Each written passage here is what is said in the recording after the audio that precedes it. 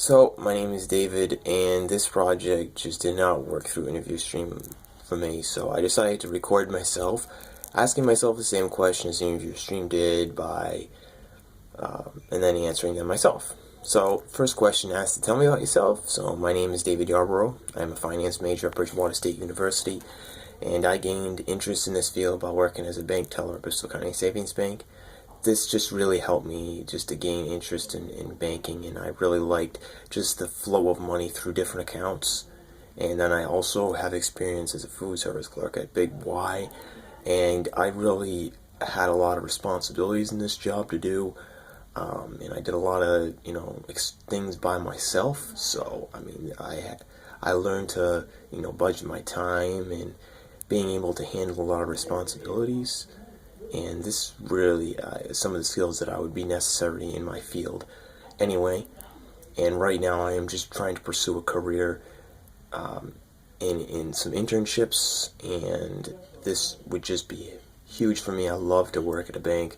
That's one of my something I'd really be interested in, but right now I'm just really interested in whatever comes my way right now. So next question asks, tell me about an accomplishment that you're most proud of. Some accomplishments I'm proud of. Number one is definitely taking the internship and career development class in my junior year at Bridgewater State University. This class just really helped me to be a professional. It really gave me all those necessary skills, and it really helped enhance my resume to make it more professional, to make it more attractive. It helped me to foresee the things that employers are looking for in candidates. And I really like the first-hand experience because the professors are they're working with recruiters all the time, so they gave us a lot of valuable information that I'll definitely continue to pull through for the rest of my career. And I really also liked being able to learn how to network, because that's just not a skill of mine. I am an introvert, so I'm not one of those guys who's gonna just come up to some professional to try to talk about myself or ask them questions. I didn't even know where I would start, and this class just helped me to be able to take that next step and to be able to talk to them. So I'm really glad that I took this class. It really is going to have profound effects on the rest of my college career. And I also am very proud of taking the AP U.S. History class in high school. It was the first really difficult and challenging class that I ever took. There was a lot of work that I had to do, history, so it's all about remembering dates and remembering, why things occurred. So it was challenging. There was a lot of writing involved, a lot of reading, and a lot of note-taking, and is not something that I ever experienced before. When I began the class, I was not that great. I was getting essays back, and I was getting not good grades overall. By the end of the course, though, I really progressed very great. I mean, the professor I had really was just very devoted and really there for his students. So I continued to work hard, and I continued to persist through every frustration I had, through all the work I had to do. I just continued to keep working at it, and by the end, I got a decent grade. And then, an AP exam came through, which the AP exam gives students potential college credit if you get a qualifying score. And I actually ended up getting the best score you could get, which is a 5. So that was huge for me. I mean, I was so proud of myself. I didn't even think I would have ever gotten something like that in a very difficult class.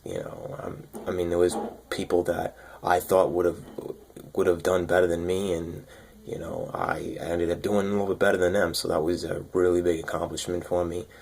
And also, given that I didn't have to take any U.S. history classes in college, so that was definitely a huge load off my back. So I was very proud of that. Some of my strengths: I am a team player. I'm there helping in a team setting. I'm not going to let my team down. I'm really there to work hard and make sure the work gets done. I'm also very persistent, so I'm not gonna, slack off whatever we need to do. I also really like helping other people. Again, hand in hand, and why I'm a team player. I also meet deadlines, so I'm not a guy that doesn't turn in late assignments. I'm also always there on time, so I'm always at work, whether it's at my work experience I've had, that I'm always there on time and ready to perform. Some of my weaknesses are I tend to get nervous, and that's something that I even get nervous sometimes over the most dumbest things that I don't even need to get nervous about. It's just part of me, and it's something that I've slowly been able to get better at with becoming more independent. I have helped me to get better at that. Worrying, I tend to worry a lot, and that is something that I don't like. I don't like it about me, but sometimes it's just me. I just do that. I'm also, although I'm getting better at it, it's just being able to talk to people and